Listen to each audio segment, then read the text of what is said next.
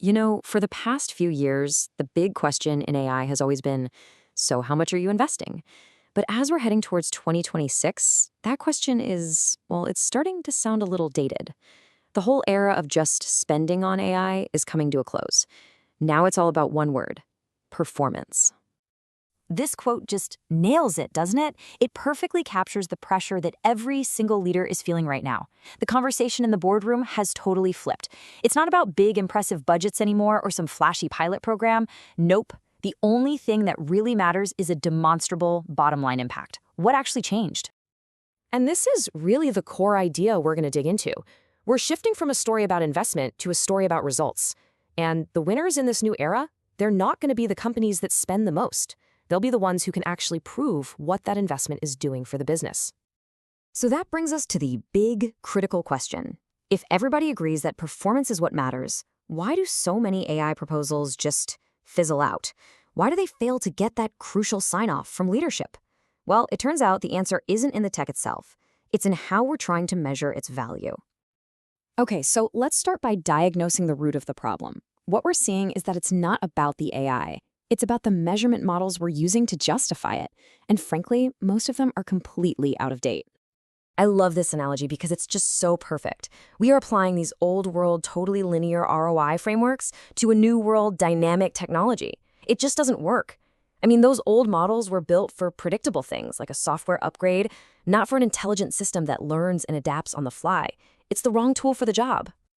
And this slide, wow, it shows that fundamental mismatch so clearly. On one hand, you've got traditional IT investments. They were all about project completion. You deliver value one time and you're done. But AI is totally different. It delivers value continuously, dynamically, and it's focused on real business outcomes, not just technical outputs.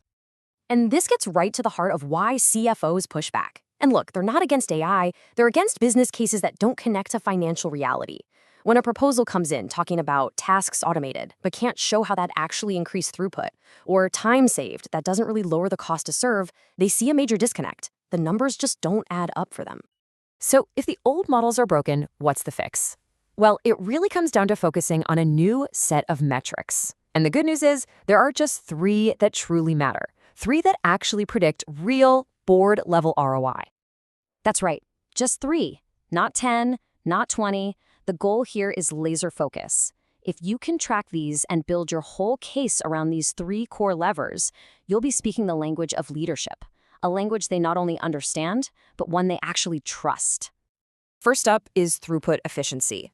And let's be super clear, this is not about creating drafts or just assisting a human. This is about creating momentum. It measures how many steps an AI can execute end-to-end, how many bottlenecks it just blows past, and how much it accelerates the entire value chain. This is the real productivity metric. Second, cost to serve reduction. Okay, this is the one that really gets the CFO's attention. When you use autonomous AI systems, sometimes you'll hear them called agentic AI, it allows your business to grow without your operational costs growing at the same rate. You can handle more customers, more orders, more everything, without a linear increase in staff. That little gap right there, that's pure margin. And third, we have the metric that almost everybody ignores: decision quality lift. Even a tiny improvement here, we're talking 2 or 3 percentage points in things like approval accuracy or risk scoring or pricing decisions, well, that can be worth far more than automating thousands of hours of manual work. This is the silent engine of massive financial impact. Okay, so now we know what to measure, but the next logical question is, why do those numbers move? What's going on underneath? That brings us to the underlying dynamics of AI performance itself. It all comes down to a really simple but incredibly powerful equation. Think of it like the physics of how AI actually works inside an organization. Your ROI isn't based on just one thing. It's the product of 3 critical factors all working together. Let's break this down. First, you've got autonomy. That's the engine, right? The raw potential for value. But potential is useless without adoption, which acts as a multiplier. If your team doesn't trust the system and use it, the ROI is 0. I don't care how powerful the AI is. And what holds it all together? Stability. The system has to work reliably in the messy real world. If it's unpredictable, trust collapses, adoption evaporates, and your ROI disappears right along with it. And this table shows exactly what happens when we don't get that equation right.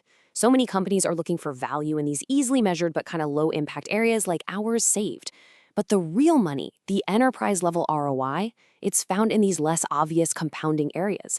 That higher decision accuracy we talked about, increased workflow velocity, and breaking that linear cost curve. The value is hiding in plain sight, just not where most people are looking. So let's bring this all home. How do you take all these insights and build an AI business case that the board will actually say yes to? A credible model is not built on optimism. It's built on evidence. You have to start with a real hard baseline of your current costs, your current error rates.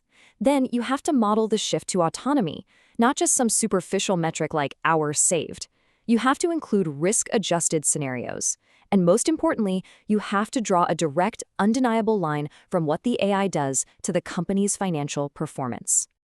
But here's the real key to getting buy-in, the secret weapon, if you will, a governed autonomy roadmap.